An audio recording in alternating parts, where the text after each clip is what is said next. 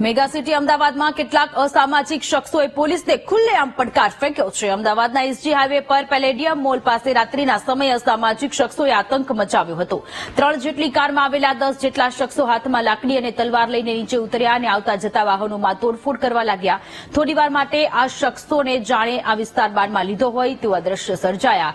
લોકો ગભરાઈને ત્યાંથી વળાંક લઈને જવા લાગ્યા। જે સ્થળે આ ઘટના બની ત્યાં મોટી સંખ્યામાં લોકોની અવરજવર રહેતી હોય છે। નજીકમાં જ ટ્રાફિક પોલીસ ચોકી આવેલી છે। આમ છતાં જાણે કાયદાનો કોઈ ડર જ ન હોય તેવું લાગી રહ્યું છે અને પોલીસ પણ આ સમયે હાજર ન હતી, જે બાબતે પોલીસના પેટ્રોલિંગ સામે પણ સવાલો ઉભા થયા છે। આ સમગ્ર ઘટનાનો વિડીયો વાયરલ થયો છે। આ ઘટના બાદ વસ્ત્રાપુર પોલીસે પ્રિન્સ જાંગીર અને મિહિર દેસાઈ નામના શખ્સો સહિત 7 જેટલા શખ્સો સામે ફરિયાદ નોંધી કાર્યવાહી હાથ ધરી છે।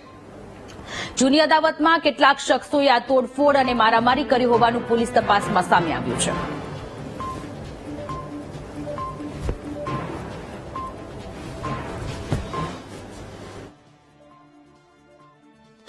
આપણી સલામતી ન રહે, બહાર નીકળવા માટે આપણી સલામતી બહુ જોખમમાં છે।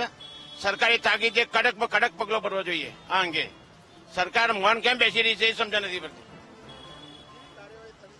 આ લોકોને જેલ ભેગા કરવા જોઈએ તાકીદે। તો લાગે છે કે રાત્રે મોડું થઈ જાય જોબ થી આવવામાં, બધું પછી કઈ થતું નથી, કઈ પ્રશાસન પોલીસ કઈ જોતી નથી। અહીંયા બધા આતંકો ફેલાવે છે, અહીંયા તલવારો લઈને ફરે છે બધા, તો તેની સેફટી કોણ કરશે?